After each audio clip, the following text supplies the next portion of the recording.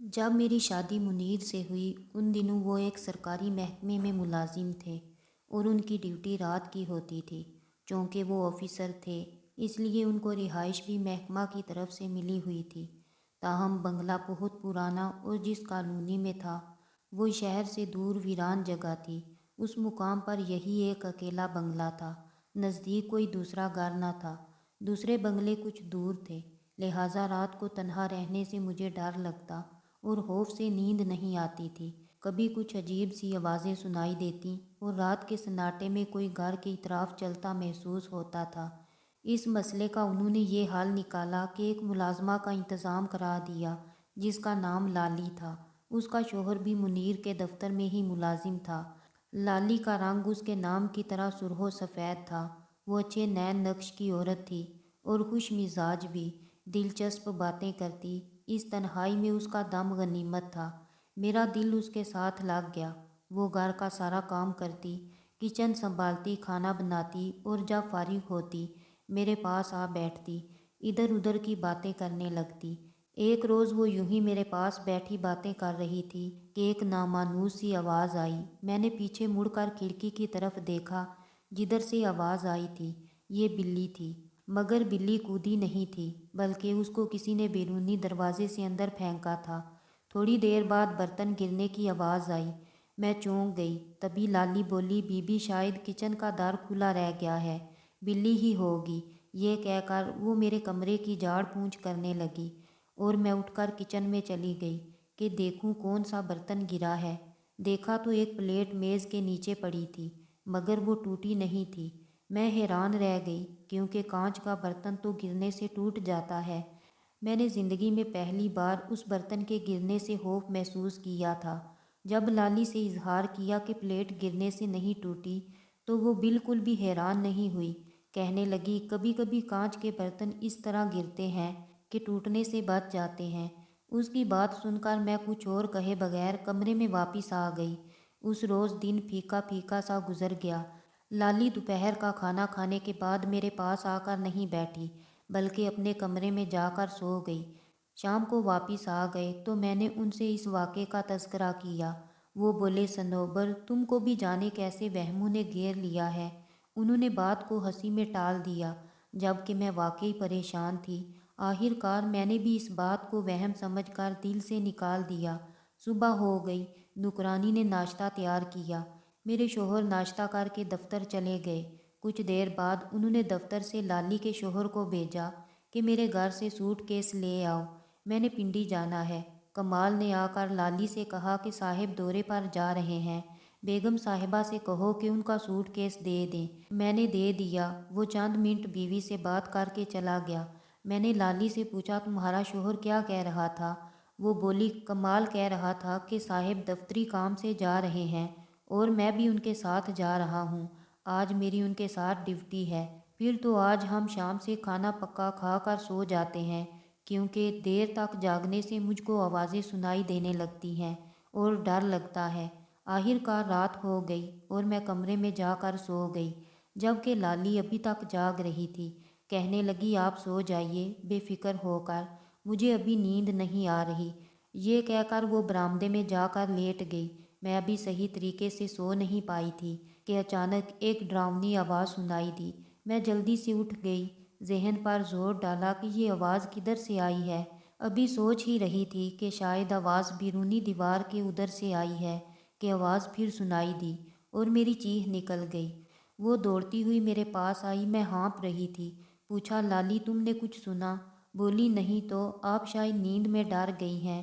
میں سوئی نہیں تھی، ابھی جاگ رہی تھی۔ بیداری میں 2 بار آواز سنی ہے۔ میری آواز میں لغزش تھی مگر اس کا چہرہ سپاٹ تھا جیسے اسے میری بات کا یقین نہ ہو۔ کہنے لگی، مگر مجھ کو تو کچھ سنائی نہیں دیا۔ اس کی ایسی باتوں سے میں اور بھی سہم جاتی تھی۔ میں اب تک خوف زدہ تھی، ادھر ادھر دیکھ رہی تھی۔ تبھی لالی نے کہا، بی بی جو کچھ ہے وہ آپ کے ساتھ ہے، میرے ساتھ تو کچھ نہیں ہے۔ تبھی میں بولی، کیا کروں پھر؟ تم ہی بتاؤ۔ آپ کسی عالم سے پڑھوائیں اور جس دن صاحب کی ڈیوٹی ہو رات کو آپ بھی میکے چلی جایا کریں۔ ان کی تو اکثر راتوں کی ڈیوٹی ہوتی ہے، روز روز تو میکے نہیں جا سکتی۔ ابھی ہم یہ باتیں کر رہے تھے کہ لائٹ چلی گئی۔ ہوا بھی آج کچھ تیز چل رہی تھی۔ شائیں شائیں کی آواز سن کر میں سہم جاتی تھی۔ میری عمر کم تھی، اکیلے رہنے کی عادت نہ تھی، ایسے میں لالی ہی میرا سہارا تھی۔ میں نے کہا، لالی تم میرے کمرے سے مت جاؤ۔ وہ کچھ دیر تو میرے پاس بیٹھی رہی۔ جب میں سو گئی تو وہ دبے قدموں باہر چلی گئی۔ وہ اب برآمدے میں ہی سونے لگی تھی۔ لالی برآمدے میں سو رہی تھی کہ آدھی رات کو میری آنکھ کھلی، مجھے سرگوشیوں کی آواز سنائی دی۔ غور سے کان لگائے، یوں محسوس ہوا جیسے اس کے ساتھ کوئی باتیں کر رہا ہو۔ میں نے آواز دی، لالی کون باتیں کر رہا ہے؟ اس نے کوئی جواب نہ دیا تو میں نے اٹھ کر لائٹ آن کرنا چاہی۔ بجلی غائب تھی۔ اندھیرے میں میرا پاؤں کرسی سے ٹکرایا، آواز پیدا ہوئی۔ تب لالی نے کہا، بیگم صاحبہ کیا بات ہے؟ تبھی وہ میرے کمرے میں آ گئی۔ تم روشنی کرو، جو بھی ہے آج دیکھ لیتے ہیں۔ وہ بولی، بی بی کیا ہوا ہے آپ کو؟ میں باہر ہی سے تو آ رہی ہوں، وہاں کوئی نہیں ہے۔ اس نے مجھے روک تو لیا، لیکن ایسا معلوم ہوتا تھا کہ باہر کوئی موجود ہے۔ اس نے مجھے پکڑ کر پلنگ پر لٹا دیا اور پاؤں دبانے لگی۔ اس نے کمرے کا دروازہ بھی بند کر دیا تھا۔ کب جانے میری آنکھ لگی، بالآخر رات گزر ہی گئی۔ صبح ہوئی، میں اٹھ کر کچن میں گئی۔ لالی موجود نہ تھی۔ میں نے ہاتھ منہ دھویا، اس کو آواز دینے لگی۔ وہ سامنے والے کوارٹر سے نکلی، حالانکہ وہ کوارٹر ویران پڑا تھا اور وہ دن میں بھی ادھر نہیں جاتی تھی۔ لالی تم کوارٹر میں کیوں گئی؟ تمہارا وہاں کیا کام تھا؟ وہ بولی، وہ کھڑکی کا شیشہ ٹوٹا ہوا تھا۔ صبح میری اچانک نظر پڑ گئی۔ سوچا غطا لگا کر بند کر دوں۔ اس ٹوٹے ہوئے شیشے سے بلی اور چمگادڑیں اندر جا کر آواز پیدا کرتی ہوں گی تو ہی آپ ڈر جاتی ہیں۔ بات معقول تھی۔ میں خاموش ہو گئی۔ لالی نے ناشتہ بنایا، مجھے دیا۔ بولی، بیگم بی بی رات والے واقعے کو بھول جائیے۔ اس بات پر میں حیران ہو گئی کہ یہ کیا کہہ رہی ہے، مگر بات کو خریدنا مناسب نہ سمجھا۔ میں نے ناشتہ کیا اور کمرے میں چلی گئی۔ میں کچھ دیر رسالہ پڑھتی رہی۔ جب دل نہ لگا تو ٹہلنے لگی۔ مجھے کچھ لگا جیسے سرونٹ کوارٹر کے بند در و دیوار کے اندر کوئی ہے، کیونکہ کھڑکی کے ٹوٹے ہوئے شیشے سے دھواں نکل رہا تھا، جیسے کوئی کھڑکی کے پاس کھڑا سگریٹ پی رہا ہو، مگر پینے والا نظر نہیں آ رہا تھا۔ میں پھر سے خوفزدہ ہو گئی اور اسے آواز دی، لالی ادھر آؤ۔ وہ دوڑی آئی۔ پوچھا، کیا بات ہے بیگم بی بی؟ میں نے سرونٹ کوارٹر کی طرف اشارہ کیا۔ مجھے تو دھواں نظر نہیں آ رہا اور سرونٹ کوارٹر تو بند ہے، اس کے دروازے پر تالا لگا ہوا ہے، مگر وہ دیکھو وہاں سے دھواں نکلتا مجھے تو نظر آ رہا ہے۔ بولی، نہیں تو آپ کا وہم ہے، وہاں تو کچھ بھی نہیں ہے، مگر برابر کا غطا نہیں ملا تو کام رہ گیا۔ سوچا بعد میں جب فرصت ملے گی تو مناسب غطا ڈھونڈ کر لگا دوں گی۔ آج ہی ڈھونڈ کر سوراخ بند کر دو۔ ایسا ہی کروں گی۔ جس کو آپ نے دھواں جانا ہے کوئی چمگادڑ وغیرہ اڑی ہوگی، تبھی دھول اڑی ہے۔ اس کی عجیب تعویلوں سے خاموش ہو رہی، مگر خوف تھا کہ میرے دل میں جاگزی ہو گیا تھا اور کسی صورت چین نہیں لینے دیتا تھا۔ جب منیر آئے، میں نے رونا شروع کر دیا کہ میں یہاں نہیں رہتی۔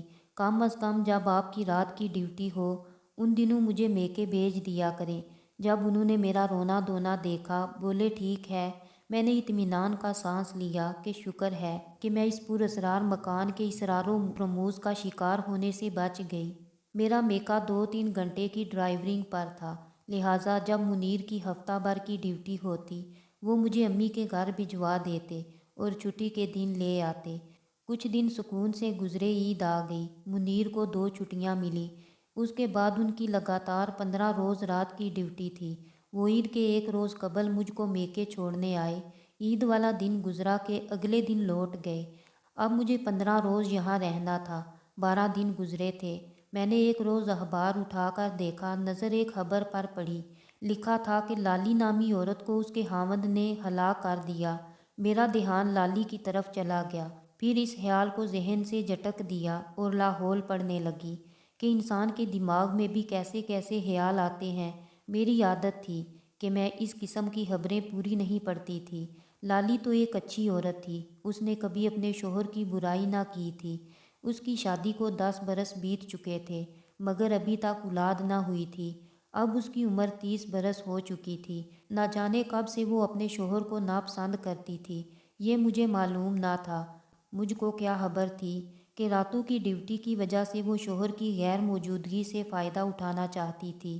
وہ تو سیدھی سادی خاموش طبیعت اور اپنے کام سے کام رکھنے والی تھی، کچھ شوقین مزاج ضرور تھی، بس پہننے اوڑھنے کی حد تک۔ لباس اچھا اور صاف ستھرا پہنتی تھی، خوشبو وغیرہ اسے پسند تھی، روز نہاتی اور نک سک سے درست رہتی تھی۔ مگر سارا مسئلہ یہ تھا کہ وہ چاہتی تھی میں گھر میں نہ رہوں اور وہ اکیلی ہو، اسے کچھ وقت تنہائی میسر کر دوں۔ تبھی اس نے یہ کھیل کھیلا۔ وہ عجیب و غریب آوازیں اور روحوں کا چکر خود اسی کا چلایا ہوا تھا تاکہ میں ڈر کر میکے چلی جایا کروں اور وہ میرے گھر میں من مانی کر سکے اور اس کا چاہنے والا زاہد اس سے ملنے بآسانی آ سکے۔ ہمارا گھر اس کے لیے اس معاملے میں بالکل محفوظ تھا۔ پہلے تو وہ میری موجودگی میں بھی آ جاتا تھا، جب کہ میں سو جاتی وہ رات کو دروازہ کھول دیا کرتی اور یہ دونوں ہمارے سرونٹ کوارٹر میں رات کو ملتے تھے۔ ایک دن جو میں نے سگریٹ کا دھواں ٹوٹی ہوئی کھڑکی سے نکلتے دیکھا تو اصل میں وہاں زاہد نامی اس کا شناسہ وہاں موجود تھا۔ لالی نے مگر مجھ کو بہلا کر میرا دھیان ادھر سے ہٹا دیا۔ تبھی اس کے ساتھی نے مجھ کو ڈرانے کا ایک سلسلہ شروع کر دیا اور یہ دونوں اپنی چال میں کامیاب ہو گئے، کیونکہ میں واقعی ڈرنے لگی تھی اور ان سب آہٹوں کو جنوں بھوتوں کی کارستانی سمجھنے لگی، حالانکہ یہ سب زاہد کے کرتوت تھے اور وہی چھپ چھپ کر مجھے ڈراتا تھا۔ خدا جانے یہ کھیل کب تک جاری رہتا، لیکن بدی زیادہ دنوں تک نہیں چھپتی۔ اللہ تعالیٰ نے اس معاملے سے پردہ ہٹانا تھا اور یہ راز فاش کرنا تھا۔ اس سے پہلے کئی بار ایسا ہوا کہ دن میں بھی اچانک لالی غائب ہو جاتی، میں اسے آوازیں دیتی، کمرے سے باہر آتی، برآمدے میں نہ ہوتی تو میں کچن اور پھر غسل خانے میں جھانکتی، وہ تب بھی نہ ملتی۔ میں تھک کر اندر آ بیٹھتی تو وہ ذرا دیر بعد آ جاتی کہ بی بی میں تو چھت پر تھی، سوچا آج چھت کی صفائی کر لوں۔ میں تو کبھی چھت پر نہ جاتی تھی کہ دیکھتی اس نے وہاں صفائی کی یا نہیں۔ اس دن بھی میرے میاں رات کی ڈیوٹی کے لیے چلے گئے تو میں نے لالی سے چائے بنا کر لانے کو کہا۔ میں نے چائے پی، پھر ملازم لڑکے کو آواز دی، آج تم گھر جا کر رات کو واپس آ جانا اور یہاں ہی سو جانا، کیونکہ لالی اکیلی ہے۔ وہ بولا اچھا بی بی جی، میں ماں کو بتا کر آ جاؤں گا۔ لالی ہمیشہ کہتی کہ اس کو اکیلے رہنے سے ڈر نہیں لگتا، اس لڑکے کو واپس آنے کا مت کہیں۔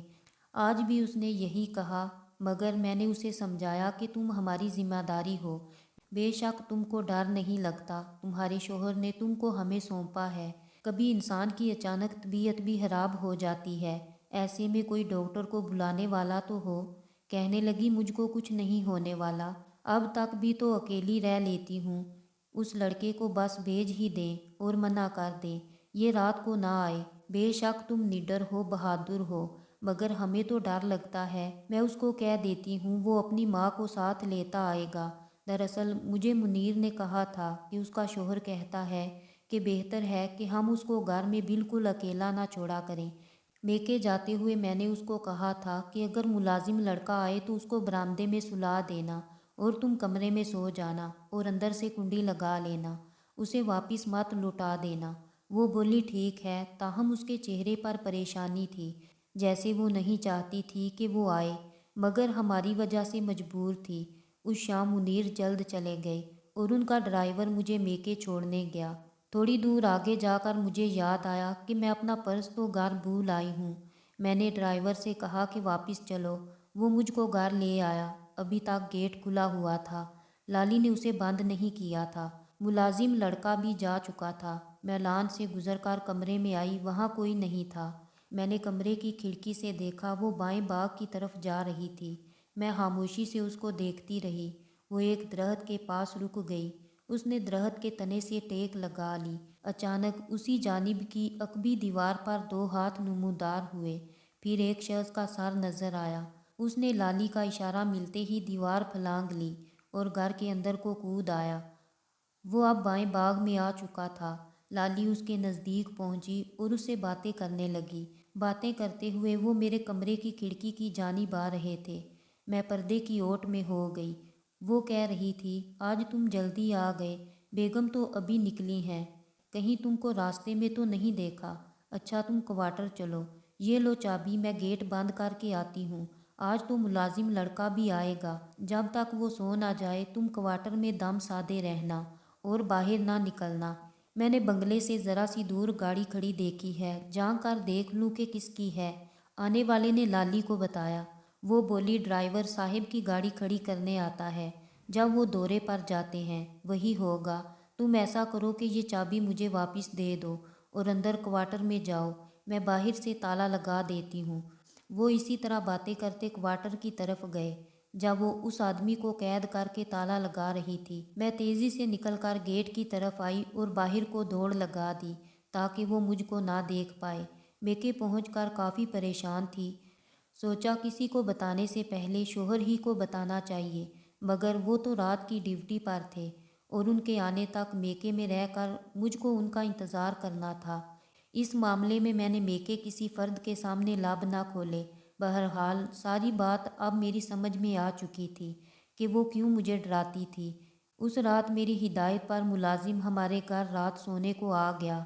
आधी रात को उसकी आंख खुल गई और वो लाली के राज से वाकिफ़ हो गया। वो भी तो महकमे ही का मुलाजिम था, कमाल को जानता था। उसने फ़ोन करके कमाल को आगाह कर दिया और वो मौका पर पहुंच गया। जाहिद तो बच निकला, लेकिन लाली उसके हाथ आ गई। उसने तैश में आकर बीवी को मार दिया। बहरहाल ये वारदात हमारे घर पर हुई थी। सो मुनीर का परेशान होना कुदरती बात थी और फिर खबर अखबारात में भी शाया हो गई। मेरे शोहर ने शुक्र किया कि वारदात वाली रात मैं घर पर मौजूद ना थी। उसके बाद हमने वो घर बदल लिया। कमाल को तो पुलिस ले गई, मगर मैं मुनीर से कहती थी कि अब तो यकीन आ गया आपको, मैं हवा महवा नहीं डरती थी। हाँ, तुम ठीक कहती हो सनोबर, कभी कभी हम दूसरों की बातों में आ जाते हैं और हक़ाइक़ की तह तक पहुँचने की बजाय उनसे चश्मपोशी कर लेते हैं। बहरहाल जो भी हुआ बहुत ज़्यादा अफसोसनाक था, ऐसा वाक़या कि जिसको मैं उम्र भर नहीं भुला सकूँगी।